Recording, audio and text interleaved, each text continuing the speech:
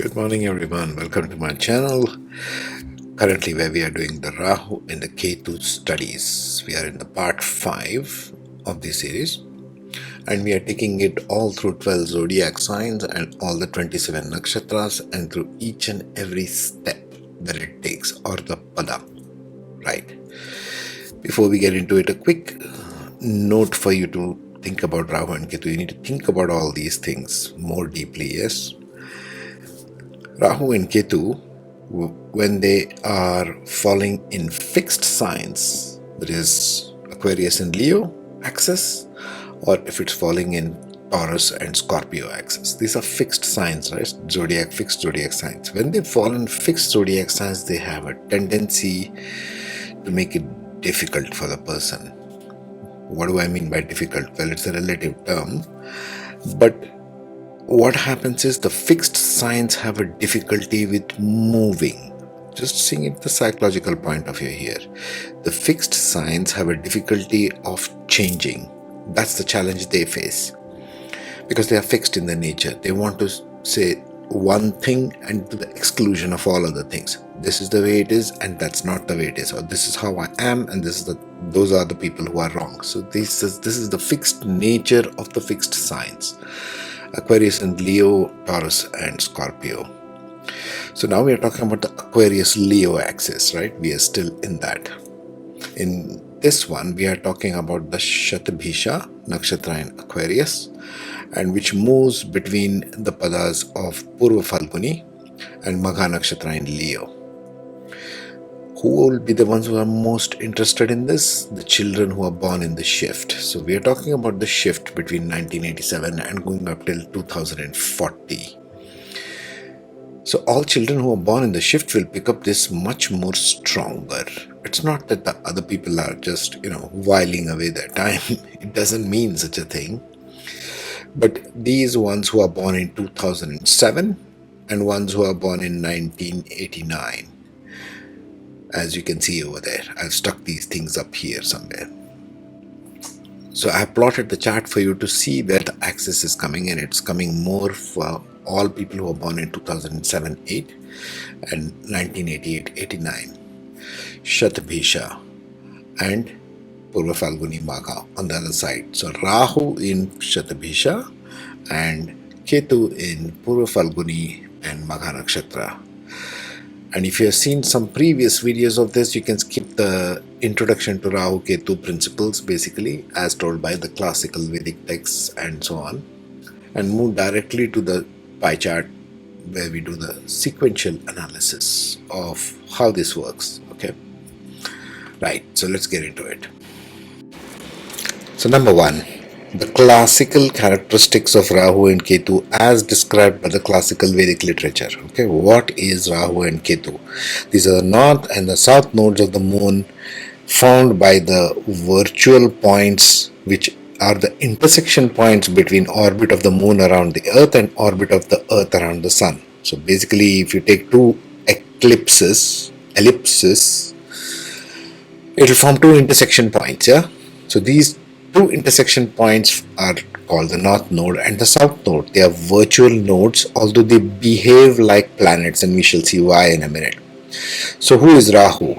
The symbols are there, like a horseshoe and the reverse horseshoe, right? This is typically how it is portrayed in Western astrology, so I'm using the same symbol here.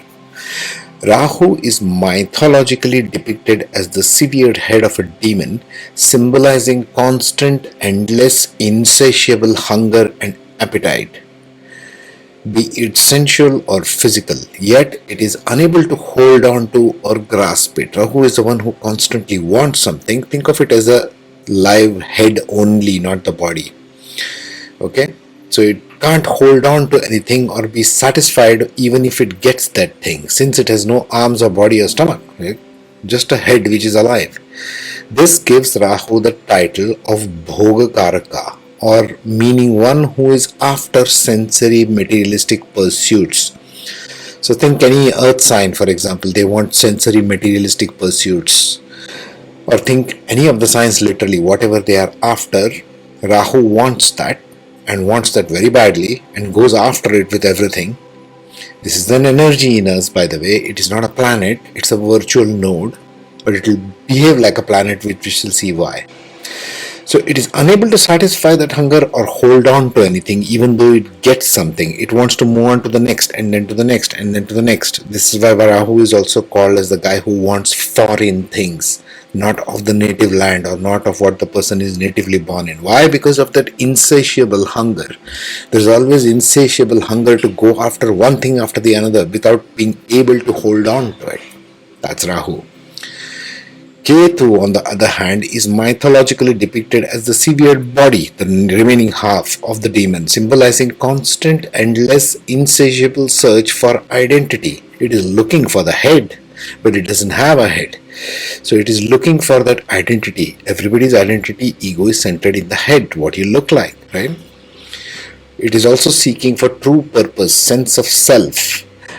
As a result of this, it tries to hold and grab onto everything that it can find its hands on, because it has got hands. Ketu has got hands. It's trying to hold on to everything, but it releases immediately because it knows that's not the head. It's like trying to grasp onto everything, thinking, oh, I want this, or I am this, I am that, I am this. Not getting any identity because it's not finding the head there. Since it has arms and walks everywhere, it goes around through life walking from place to place, people, situations, circumstances, but not knowing who or what it is. It doesn't have a head. This is why Ketu is referred to as mokshakaraka, or the seeker's path, the one energy in us which seeks something. That's why Ketu is called the mokshakaraka. Now this is the classical interpretation, okay? Now we shall see how this plays out in the modern interpretation. Very important to connect the bridges. Now here you have the Rahu-Ketu general characteristics as modern interpretation. This I have borrowed from the book Light on Life by Robert Suboda. Excellent book. I have put it in the community tab if you want to go through it or purchase it and read it. I seriously suggest that.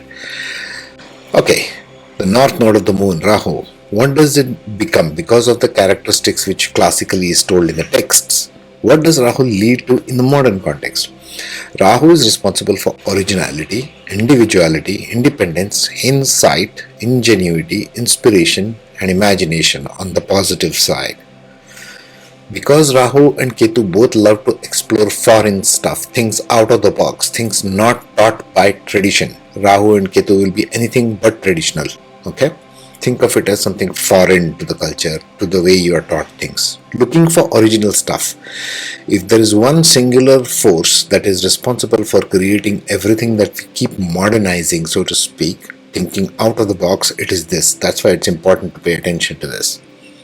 Okay, back to this. So Rahu, on the downside, leads to confusion, escapism, neurosis, psychosis, deception, addiction, vagueness, illusion, and delusion. This is the downside. Now how this plays out and why we'll have to see individually in the charts. We will see that. Okay.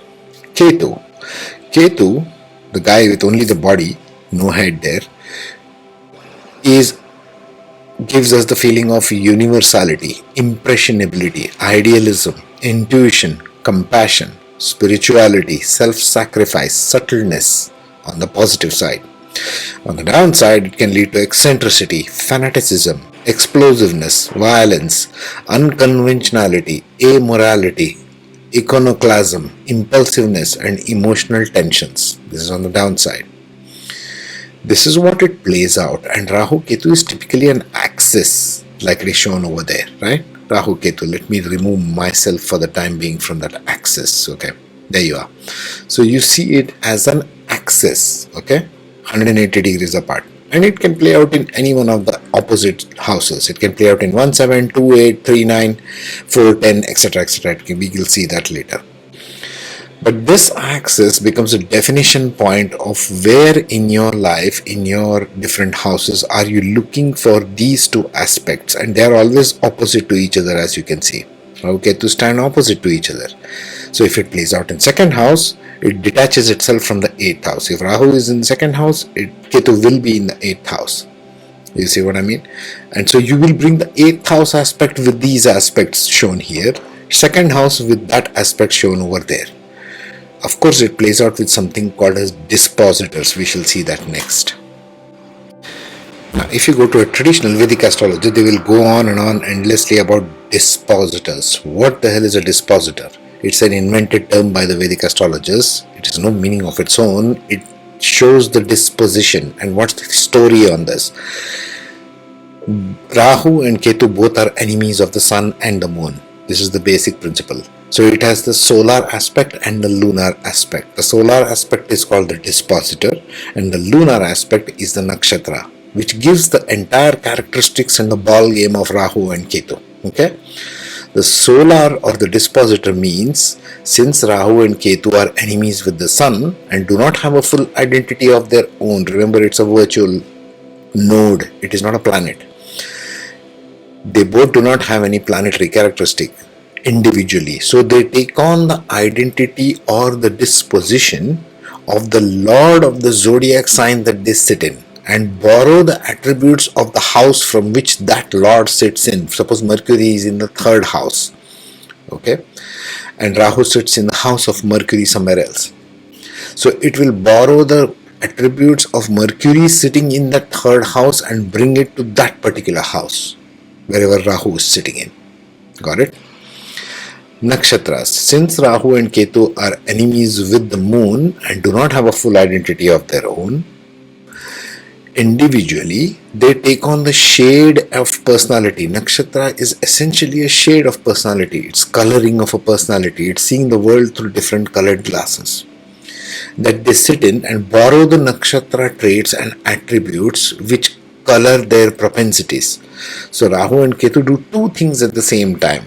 At the solar level, it goes with the dispositor, that is all of the planets, physical planets, Mercury, Mars, Venus, Sun, Moon, so on.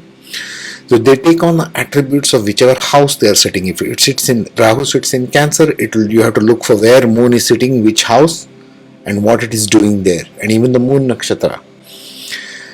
If it is sitting in Leo, Rahu in Leo, that means you have to look for where Sun is sitting and which nakshatra and which house.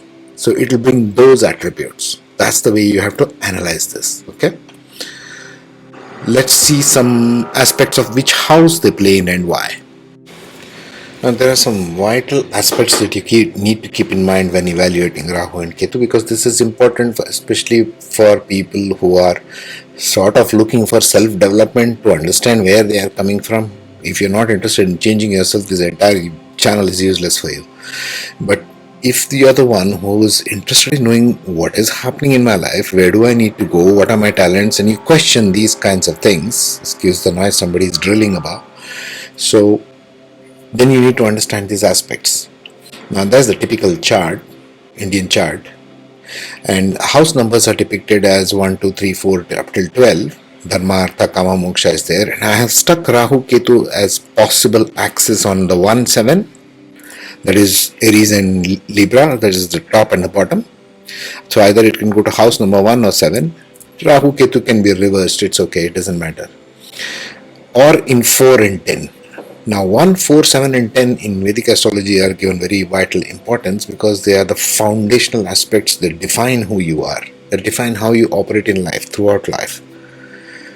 So these become crucial. Why? The 1-7 axis affects, if Rahu and Ketu fall on there, has a direct effect on your self and other concept. 1 and 7 is self and other. How you relate to yourself and how you look at the world around you as others, including the spouse, because 7th house is the house of the spouse, but also others.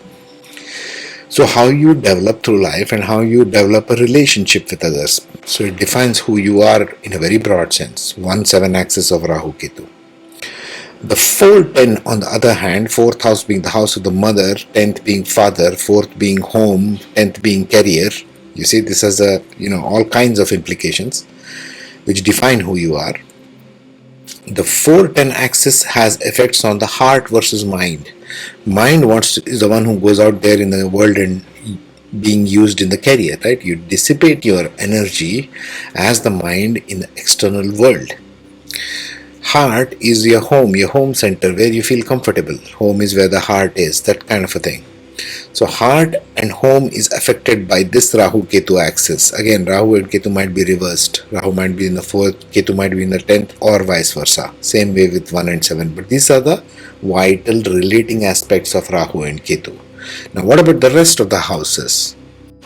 Now, rest of the houses are called Trikona or Kona in Sanskrit, right? These are the things that come and go in your life. Let it be second house, third house, fifth house, sixth, eighth, ninth, 11th, and 12th. These are the things that come and go in our life, through your entire life. These are things that are added into, subtracted from us. But this is not us. 1, 4, 7, and 10 is us. Everything else is secondary, which revolves around you as life comes and goes. All other axes depict what attachments and detachments we have towards different areas of our life. That's all it is. They are less significant in terms of Rahu and Ketu when compared to 1, 7, 4, and 10 axis of Rahu and Ketu. Please remember this. When you're evaluating, you just have more propensity towards one part of life and less towards others. Rahu is attachment, Ketu is detachment. Rahu is expansion, Ketu is reduction. And they stand opposite to each other always. Right? Now let's take the cases one by one. So there you have it. Rahu is now sitting in the fourth pada of Shatabhisha. Remember, we are doing this counterclockwise because that's the movement of the nodes of the moon, the north and the south node of the moon. So now it is sitting in the fourth pada of Shatabhisha, which is marked there in Aquarius. My slides are getting slightly better. And the Ketu is falling in the opposite sign of Leo in Purva Falguni. So, what are the themes that can play out here? First of all, dispositors. Always the first order of business is dispositors. Aquarius-Leo is the push and pull between Saturn and Sun. So, Aquarius means you got to look at where Saturn is placed. Leo means you got to look at where the Sun is placed, because Rahu in this case will try to behave like Saturn wherever it is placed. On the other hand, Ketu will try to behave like wherever Sun is placed in the chart. The behavior of Rahu and Ketu is one of imitation. They are great imitators. They don't have an identity of their own, but they borrow the identity of the dispositor or the disposition of those planets. Okay. So now we are in the fourth pada, which is the moksha. Moksha, whenever you hear the word moksha, think emotion first. Don't directly go to God and spirituality. Just think moksha means emotional content, which we are looking for. So in the fourth pada, Shatabhisha has a lot of intense emotion. And you got to also see the themes and the deity of the nakshatra. Shatabhisha is ruled by Varuna, who is also called the god of cosmic waters, or of water itself, the physical water of the earth. So there itself we have a theme of highly intense emotions which are internalized, because Shatabhisha is very, very secretive in nature. Although being Aquarian in nature, all about the masses, very unconventional by nature, being in Aquarius, Saturn plus Rahu, and Rahu is in this Shatabhisha, so it is very powerful here. Although, like I said, fixed signs have trouble with this, trouble with letting go of stuff, letting go of their ideas or emotions to try and explore a different perspective.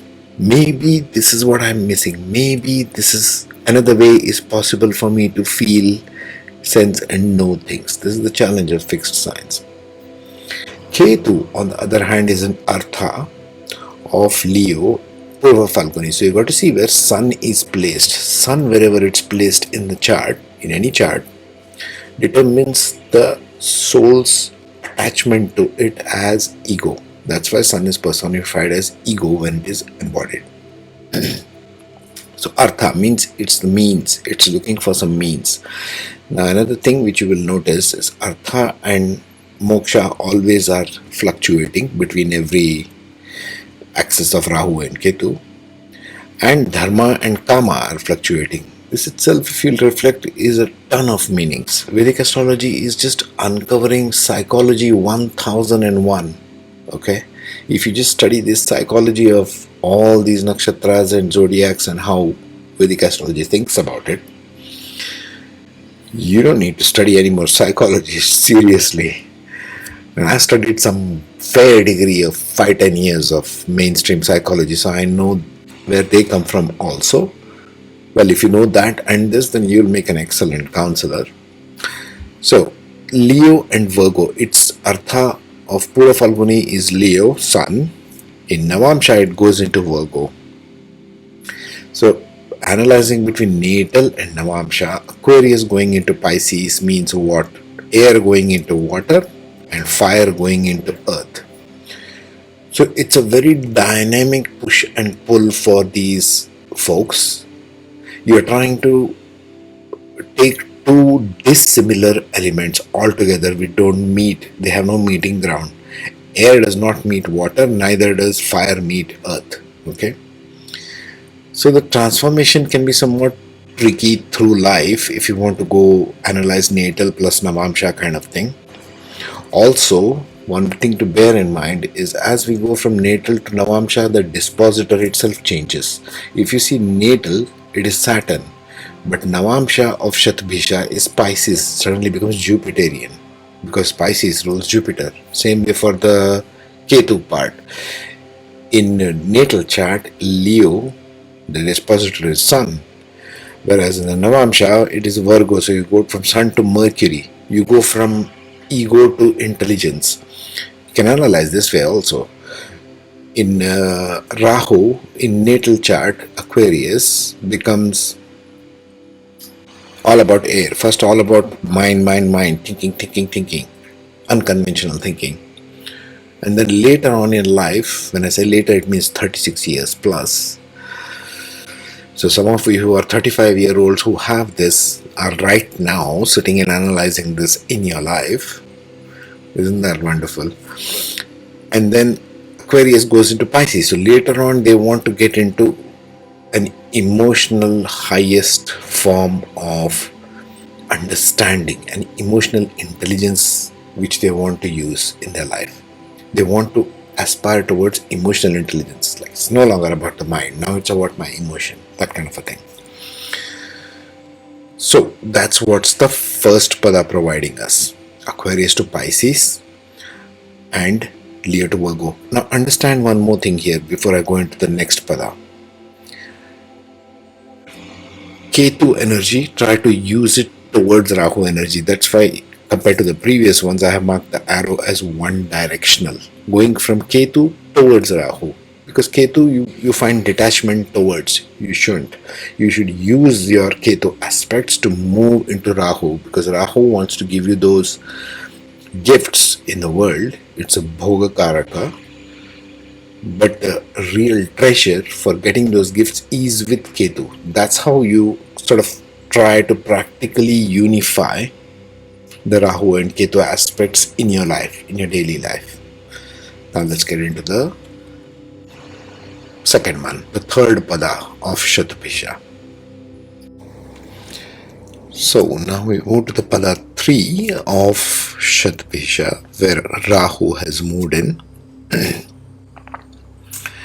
So pada 3 of Aquarius in Shatabhisha, as you can see, is as Aquarian as it can get. It's the desire factor of Aquarius. Aquarius in Navamsha and natal being the same. That means even if your ascendant is Aquarius in these degrees, it will be the same in Navamsha. So you're Aquarian in natal, Aquarian in Navamsha. And on the opposite end of the spectrum, even Purva Falguni, the Dharma pada from where Ketu is sitting, is the same. It is natal Leo and Navamsha Leo. This is as Leo as a person can get. You know, wants to boss around, wants to be the leader of everything. Inherently lazy, like the lion, right? Inherently very lazy, laid back. I need everybody else to do the work. I will sit here and enjoy my life. That kind of a person. But now Ketu sits in Leo, in Purva Falguni, and in the Vargottama. Vargottama simply means natal and Navamsha have the same zodiac sign. So essentially, it's the same dispositor in natal, same dispositor in Navamsha. Understand that, number one. So now what you got to start seeing in this pada is the themes of Purva Falguni and themes of Shatabhisha. Shatabhisha is unconventional maverick.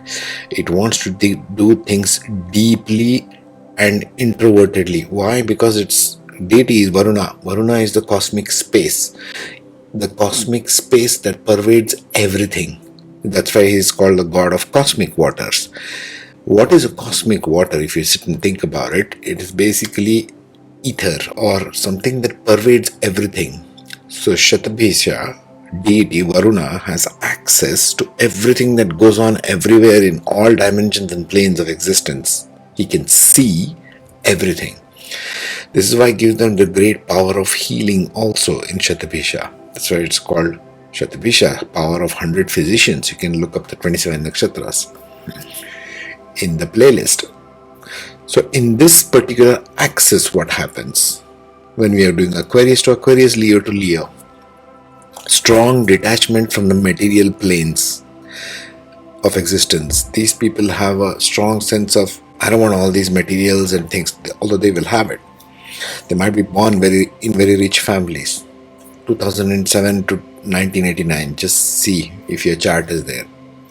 You might be wealthy, you might have access to wealth, luxuries and all that, but you're not attached to it.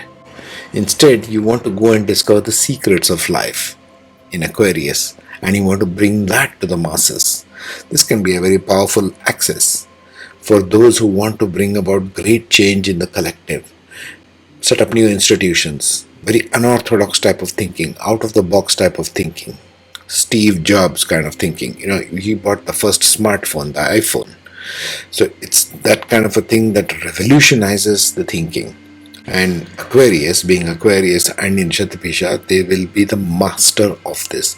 They are the masters, Shatabhisha, of bringing the absolute intangible, new, innovative ideas from their intelligence, from their intuition. They're highly intuitive, into the practical world, into the everyday world. Somebody has to have the ability to tap into intuition very strongly so that you bring that higher knowledge into this world in this shift. You see where I'm going with this? Shatabhisha is very capable of that. But Rahu being there, Rahu is the guy who always wants to move, right? Rahu is going from one thing to another constantly. Whereas Aquarius, being a fixed sign, wants to keep things fixed. This is driving me nuts. I need to keep things straight. I need to go on a straight track. Let me focus on one thing and get that one thing done. Rahu in this Shatabhisha, in this pada, makes it challenging for them to do that. They can, nothing is impossible. Humans have done the most grand things. But in this pada, they got to be a little careful, especially if it's in the 1-7 axis. If Rahu is in the ascendant in Shatabhisha, in this thing, oh my god, this person has a capacity for greatest transformation, self, or bringing to the masses, depending on the rest of the planets and everything else. But they also might be having the greatest set of challenges. So be careful about this in this particular pada. Now let's see the Capricorn Cancer axis, which is second pada of Shatabhisha. So there we have it. Now we are in the second pada of Shatabhisha. Rahu sitting there. And Ketu is in Capricorn. So we are talking about Cancer Capricorn pada axis. Okay, so what does this bring us?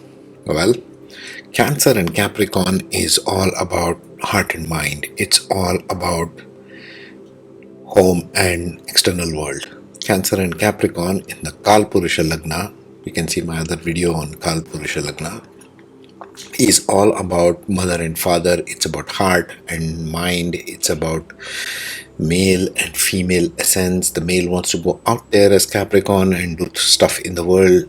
The mother, the female, wants to be in the house. She's the protector of the nest. These classical themes of male and female play out in the Cancer Capricorn axis in general. Okay.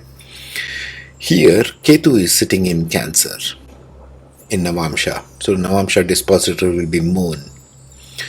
Whereas in Navamsha of Shatabhisha, in the second pada of Artha, where it wants the means, it is sitting in Capricorn. It wants to go out there and do stuff. And you have got to see the Saturn there also. So you got to see Saturn in natal and Saturn in Navamsha, because Saturn rules both Aquarius and Capricorn. What does this tell us? Detachment from the home and matters of emotion. Ketu sitting there. Attachment towards going out there and doing stuff wherever Saturn is sitting in. Saturn usually does stuff which is right opposite to it, seventh house. Seventh aspect from Saturn. Right opposite Saturn looks and says, I want to go and do that in this world. Wherever, whichever house it's sitting in. So this is what Rahu gives this Capricorn behaves like in Shatabhisha. It could be unpractical stuff as well. It could be more of conceptual, because now we are talking about Shatabhisha. You got to give the color of the nakshatra. Always, always, always. So Shatabhisha is a conceptual person. He's Aquarius in nature. So he wants to go out there and do conceptual stuff. Right? So he might be able to bring new ideas and be obsessive compulsive. Rahu is obsessive compulsive, OCD type in nature. Original. This leads to originality. Rahu is very original in nature. He might want to go out there and bring unconventional ideas, but from an emotionally detached place. You see what I'm saying? So you got to see other planets as well. For example, this person may become a great writer of abstract fiction, science fiction. Shatabhisha is science fiction 101. If Mercury is well placed, and if Mercury is in the 6th house, all these things are there. Whatever you want to accomplish in this world is dependent on a lot of factors. That's what it does in the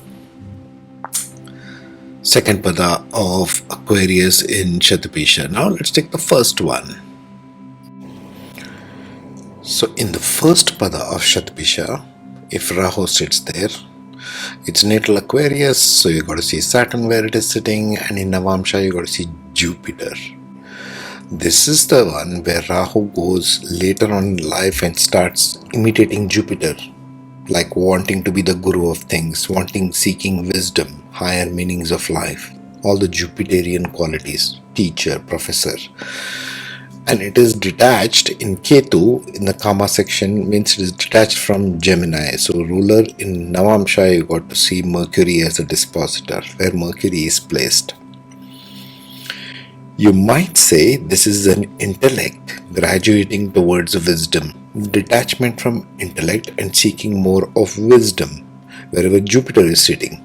And as opposed to Mercury, we have seen that Jupiter does not like Mercury, although Mercury has no beef with Jupiter. You can see the dispositor friend and enemy chart there. So this person might be more inclined towards seeking more wisdom in life, in wherever area Jupiter is sitting in the chart, and especially if it's a 1, 4, 7 and 10, like I spoke of in this earlier. Whatever happens in your houses 1, 4, 7 and 10, it determines and defines who you are. All other houses are just things which are added on to you and subtracted from you in life. So there you have it, gentlemen. This is the analysis of Rahu-Ketu axis through 4 padas in Shatabhisha. Next video we shall examine Dhanishta, which basically is the first one governed by Mars, so it falls 2 padas within